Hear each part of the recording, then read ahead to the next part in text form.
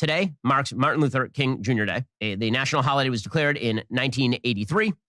And every time we have Martin Luther King Day these days, we have a broad-scale discussion about Martin. Oh, by the way, guys, Shapiro just flat out tweeted this time.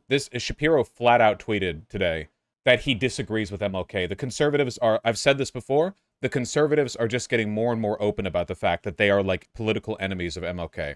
Every MLK Day, we're treated to a bevy of think pieces on how the only way to achieve MLK's dream is to embrace group redistributionism and racial discrimination.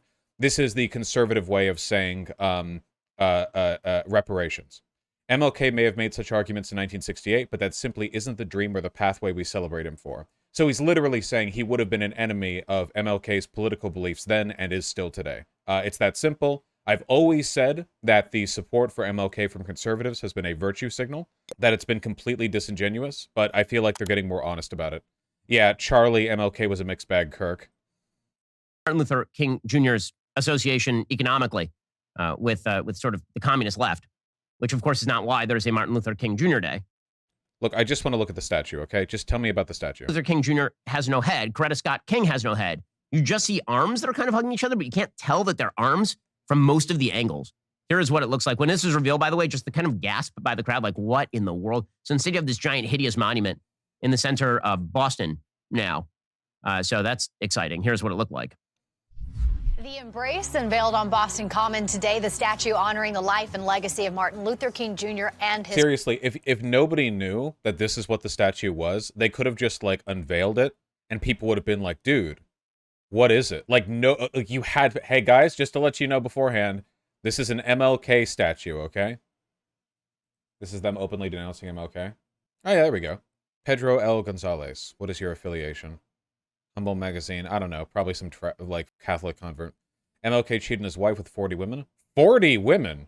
I don't know enough to disprove that. I'm gonna guess that's probably not true. Either way, don't care.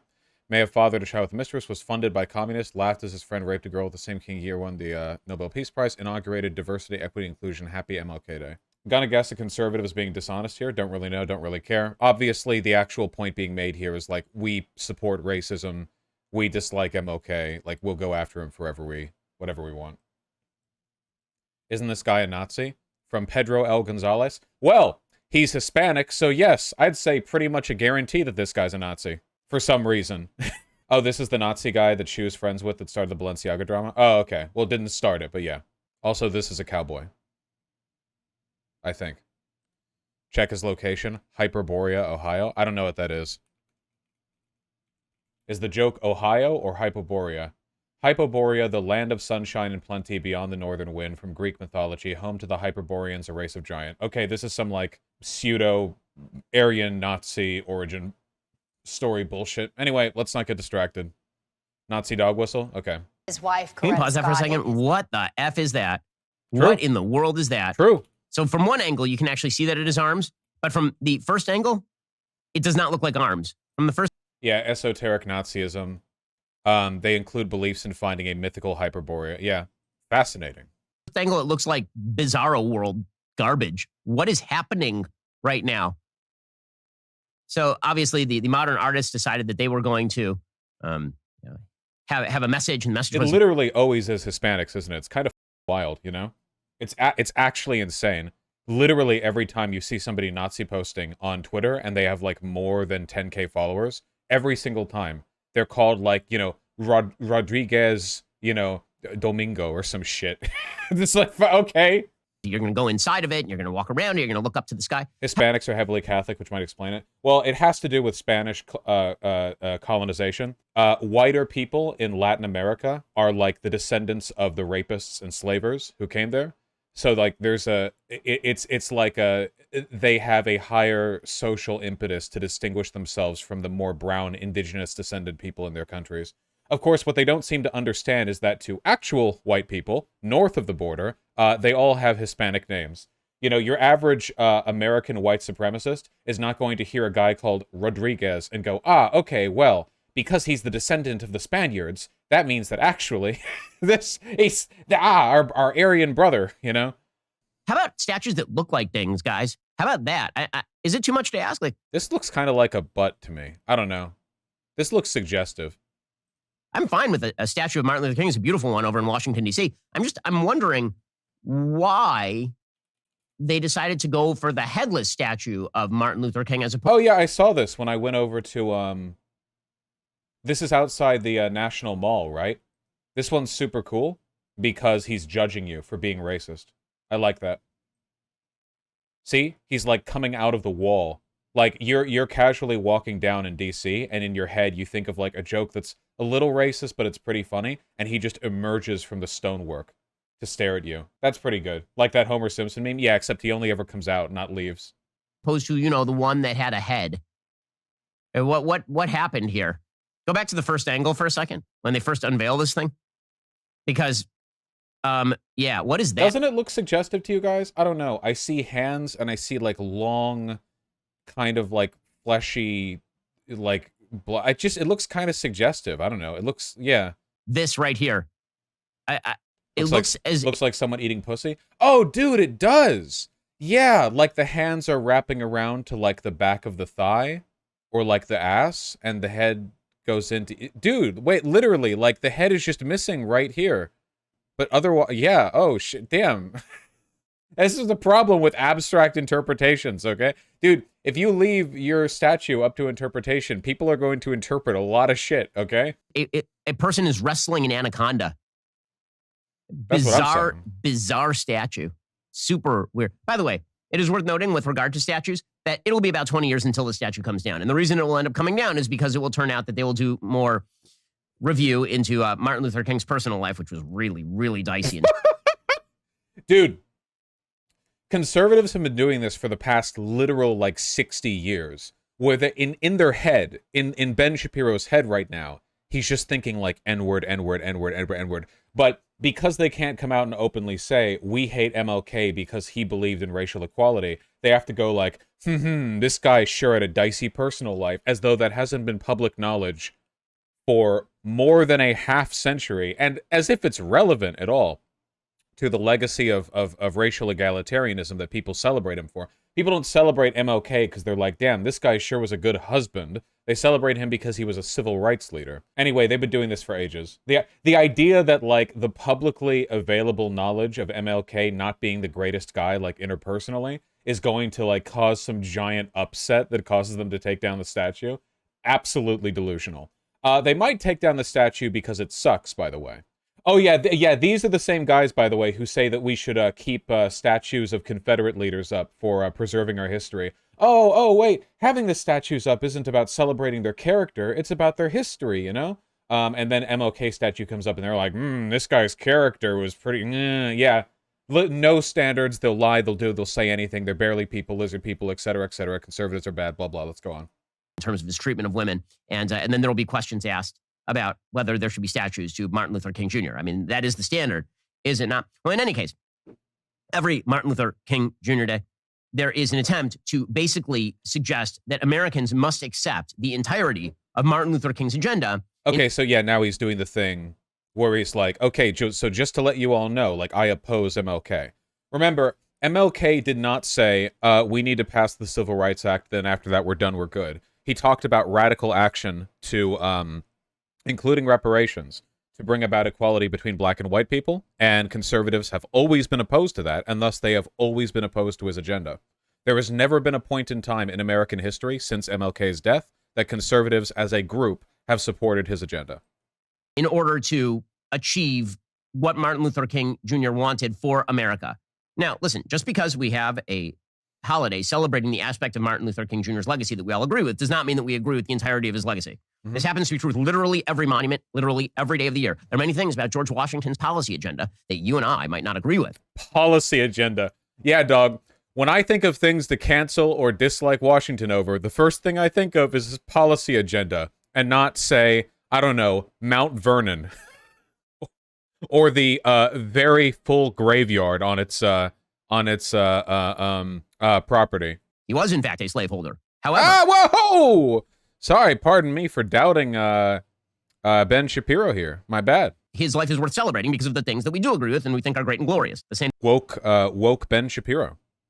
thing is true with regard to Martin Luther King Jr. But you have an entire commentariat that is dedicated to the proposition that if you celebrate Martin Luther King Jr. Day, then this must mean that you embrace everything Martin Luther King Jr. ever did or said. We'll get to that in just one moment. Alrighty, folks. Well, today is... So again, keep in mind, the problem here isn't that conservatives disagree with anything MLK ever did or does. I'm sure if I went over every policy prescription like MLK ever made, I'd probably find stuff that I thought was a bad idea too.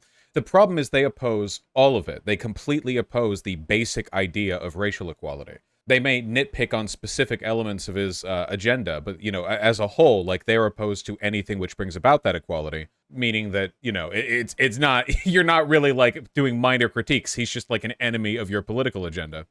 Anyway, I'm not going over the whole, oh, wait, hold on. This section of the YouTube video is called What MLK Really Meant Was Go Woke. That's true. He did mean that. I wanted this to be a segment on the statue, not on listening to Ben Shapiro explain in too many words how he would have been an opponent of MLK's back in the day. MLK died while starting up the Poor People's Campaign, which focused on poor Southern whites. Yeah, it's almost like effective social advocacy involves reaching out to as many people as possible in language they resonate with, you know, to try to improve the popularity of your movement. And then he died. And coincidentally, Fred Hampton, the civil rights leader, so dangerous that the FBI assassinated him when he was like 23, was also a huge advocate for reaching out to other groups, you know, to form like a unified front against capitalism and against racism. I'm the MLK operative, true. 21? Sorry, not 23, 21, my bad. Dude could barely drink. Anyway, the message here is that we need a 300-foot tall statue of MLK with his nipples pointing out. Do you think assassinations like those would happen today? It's not impossible, but I don't think so, not as much. Back in the 1960s, the FBI was fully committed to, like, the total suppression of internal dissent, because they considered, like, the hippie movement and the civil rights movements to be, like fundamental threats to America. These days, the FBI is actually more concerned with, white supremacy than they are, like, racial activists, I think. Obviously, that doesn't mean they're our ally. It just means that they're kind of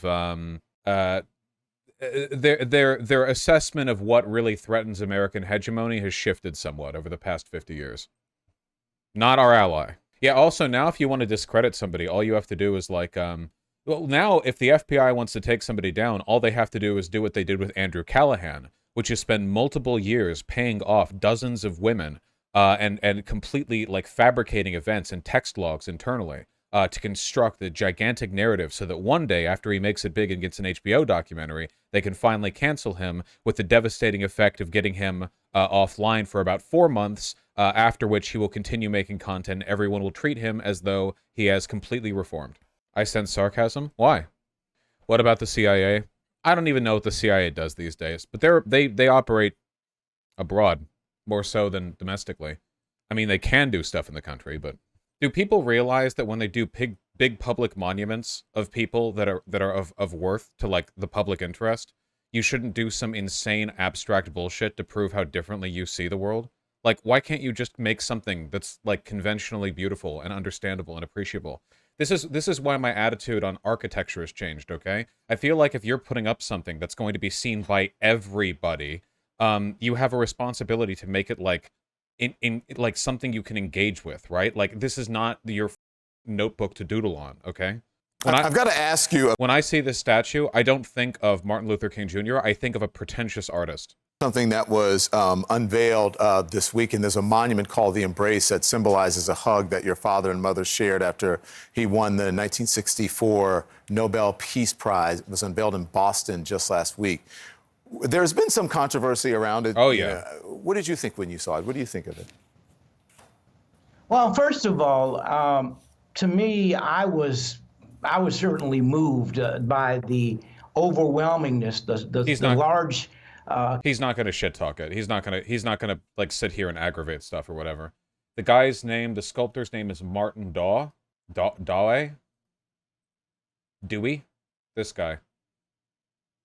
I mean, he's a really talented guy.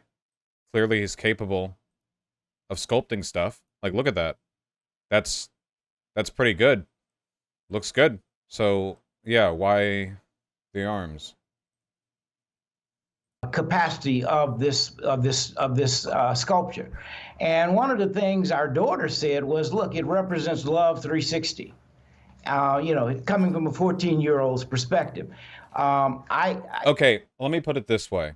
When you're dealing with stuff like this, you shouldn't have to explain what it is for people to get it. It just looks like disembodied arms. Nobody would know this is about MLK looking at it unless it was explained to them. Literally nobody. Nobody with no context would walk around this and go like, ah, yes, MLK. Nobody would. You need to have some guy explain it where they're like, it represents the hug of the circle of the MLK book. And it's like, okay, like this is a memorial. Like this isn't like a random piece of corporate art. This guy was a civil rights hero who lived and died. People have, it's subjective. Everyone has their opinions, but opinions are like butts. Everybody's got one. But my issue is, I think that's a huge representation of bringing people together. It's called embrace. And I think the artist... It's kind of wild. This guy actually kind of looks like MLK to an extent. I feel like... Well, you couldn't do MLK's mustache today, could you? How close was MLK's mustache to the Hitler mustache? Not very close at all? Oh, dude, you're right. Not close at all. Wait, who am I thinking of then? Why did I think of him having, like, the mustache trimmed at the edge? Why am I thinking that? Was there some... Charlie Chaplin? No, I know he has that, but that's not who I was thinking of. Charlie Chaplin doesn't look even remotely like MLK. I don't know, just a brain fart, I guess. Did a great job. I'm satisfied. Yeah, it didn't have my mom and dad's images, but it represents something that brings people together. And in this time of day and age, when there's so much division. You think he looks like him? It's his son? Wait, I literally said it's his son. What are you guys talking about? Everyone, please, grab the IQ that you dropped on the ground and pick it up and raise it back to 100, okay? Let's just bend down and grab your IQ and raise it back up. Okay, thank you. We need symbols that talk about bringing us together. It's personal for me because had my mom and dad not met in Boston, maybe I wouldn't be here. So I'm grateful, number one, that it talks about the love story. And so people will be debating about it for a long time. But for I don't think people should be like debating about the meaning of a memorial statue. Years. And then the other thing, final thing I'll say is it also represents mom and dad. Many monuments are done just around dad, but it represents the kind of relationship they had working together, and they were a partnership.